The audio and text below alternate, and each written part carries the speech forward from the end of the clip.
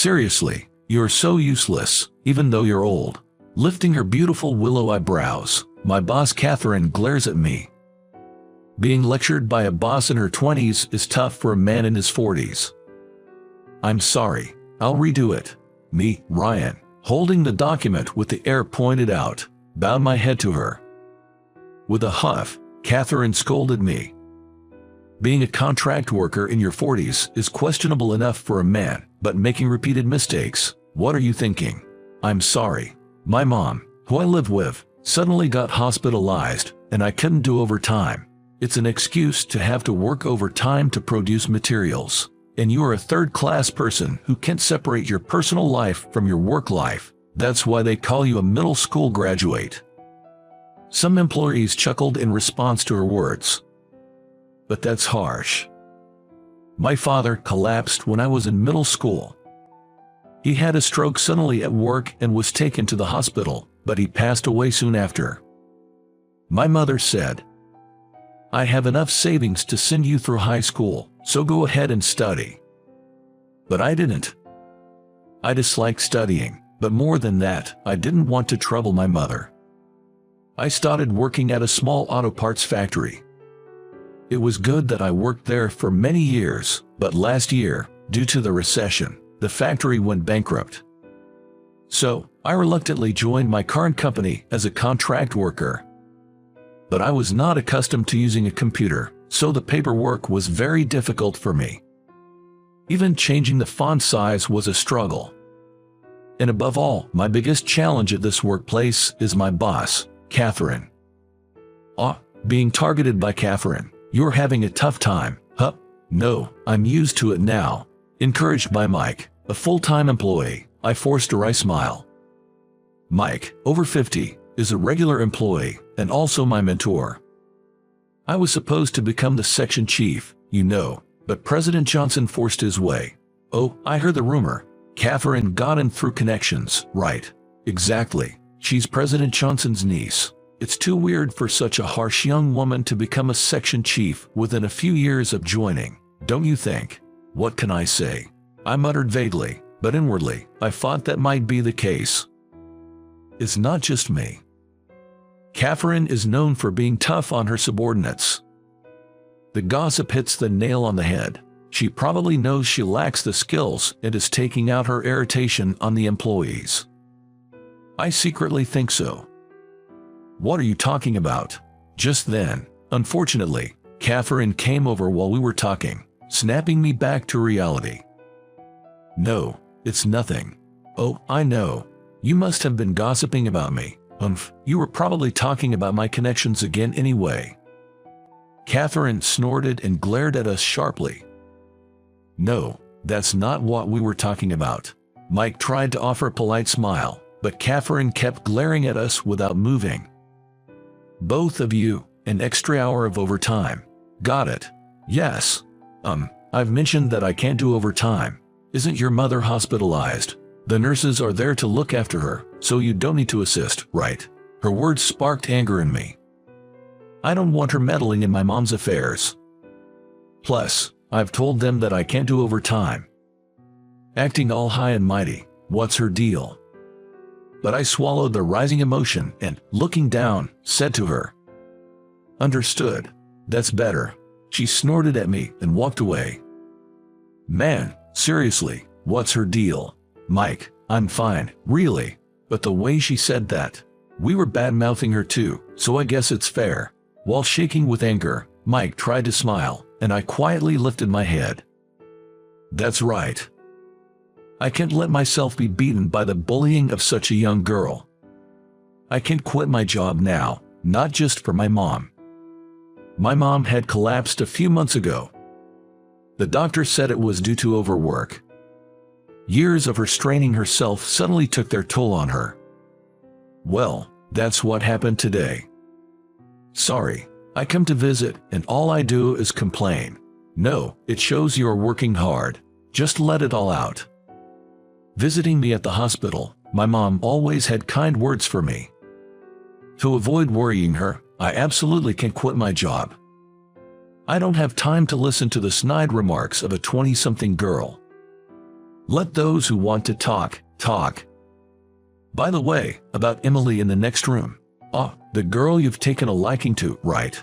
Lately, her sister's been too busy to visit. She seems lonely. I'm a bit concerned. Mind if I go check on her? Is it okay if I join you?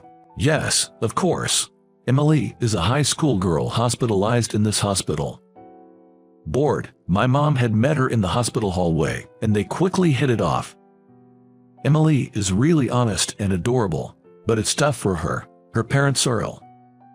Well, she's having a hard time. As we walked down the hallway, my mom told me about Emily. And we arrived in front of her room. Emily, how are you? Oh, hi, my sister just came to visit. Oh, is that Susan? Thank you for always taking care of my sister. Hearing that voice, I was startled. It was a voice I recognized. But surely not. Catherine. We looked at each other, our eyes wide with shock. Because there stood Catherine herself. That girl is my sister. Catherine and I were talking in the hospital waiting room. We couldn't have had this complicated conversation in Emily's room, and besides, I didn't want to show my mom that I was being scolded by a younger boss. So, your sister is hospitalized. Yeah, she needs another surgery because of complications from an accident. An accident. When she was little, she had a car accident coming back from an amusement park with our parents. I was home, busy with my thesis and was safe, but, so your parents are? As I asked, she looked down and shook her head. My dad is still bedridden in the hospital. My mom's in a wheelchair, and I take care of her. So, you've been working non-stop for your sister's sake. That's right. My uncle, seeing our situation, hired me through connections. Oh, but I earned my position as section chief for my own efforts. Yet, all you guys do is gossip, which really gets to me. She clenched the can of coffee she was drinking. I'm sorry. I didn't know your situation. Well, at least you're honest enough to apologize. I smiled wryly at her words. But I was surprised to find out that the Susan who Emily admires is actually your mom. I had no idea that the Emily my mom cares about was your sister. That makes sense, she said, taking a sip of her coffee. My mom has been working herself sick since my dad passed away. I didn't go to high school to help her. Now, at my age, I'm just a contract worker. I laughed bitterly at my own situation. She listened to my story, her face turning pale. I didn't know that you had such a hard time. I'm sorry. I thought you just didn't like school and didn't go to high school. I didn't like studying, but I would have preferred to go to high school. It was tough even becoming a full-time employee. She smiled wryly at my words. Then, she looked at me earnestly. I've always been frustrated by the gossip and took it out on you guys. Even though I've worked hard and got promoted, everyone just says it's all connections. I felt like no one acknowledged my effort. But I'll stop now. There are probably many like you, Ryan, struggling in ways we don't see. Everyone's so busy they tend to only see the worst in others. Maybe you're right. After our conversation, my view of Catherine changed completely. She must have been desperate to protect her family. With her father in a coma after a car accident, her mother in a wheelchair, and her sister needing surgery for complications, Catherine's life must be incredibly tough. I couldn't even begin to imagine. And yet, she worked hard and became a section chief. Catherine might be an amazing person. I felt a bit ashamed. I hadn't been doing overtime because of my mom's illness, relying on being a contract worker, maybe even avoiding working hard. She must have been tirelessly pushing forward despite her difficulties. But surely, that made her blind to her surroundings. Maybe you should take some time off. That's not an option. It would trouble my uncle. He hired me out of kindness. She would eat lunch at her desk without leaving, working while eating, staying late at the office every day, always busy. No, maybe Mr. Johnson wants you to rely on him a bit more. Why do you say that? Since I'm closer in age to Mr. Johnson, if I were him, I'd want you to depend on me more. I shared my thoughts. Then she cheerfully said, you know, advice from someone older does carry a different weight. Ah, you're back to your usual self, Catherine. Oh, really? Was I off before? Yes. You seemed down earlier. Well, I was upset with myself for blaming someone in the same situation. It's understandable I'd feel that way.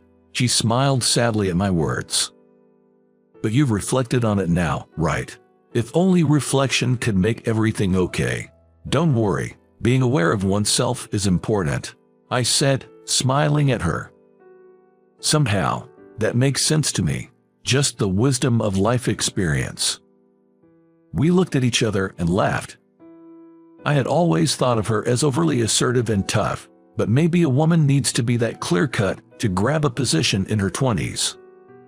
And perhaps that stubbornness was necessary to overcome her difficult life. From that day on, Catherine changed remarkably. In what way, you ask? Hey Ryan, there's a mistake in this document. I'm sorry. I've corrected it for you, so be careful next time. Thank you. While she still pointed out mistakes firmly, she began to offer subtle support. Man, what's up with Catherine lately? Mike asked me, looking concerned. Who knows, something must have happened, I said, smiling at him. And there was a change in me too.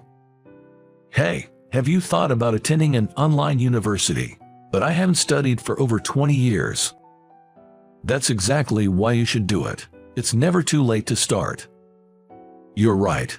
Thank you for the advice.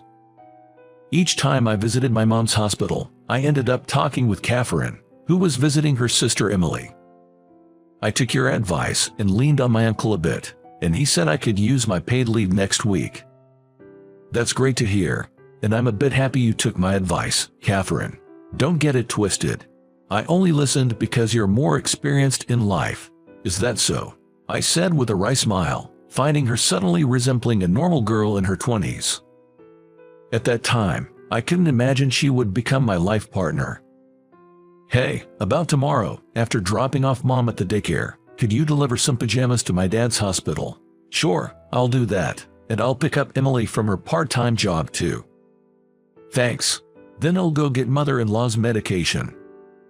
From then on, Catherine and I began seeing each other not just at work, but also at the hospital, growing closer as we talked more. After I graduated from an online university and changed jobs, I secured a full-time position. Last year, we bought a house and now live together with her sister. My mom was thrilled to suddenly have 2 daughters. Catherine has become much calmer now, with a kinder smile. Sometimes I miss her old fiery spirit. Next year, we're going to have our wedding. No longer just a boss and subordinate, but husband and wife. I'm determined to make her happy for life, and today, like every day, I'm enjoying our busy life together.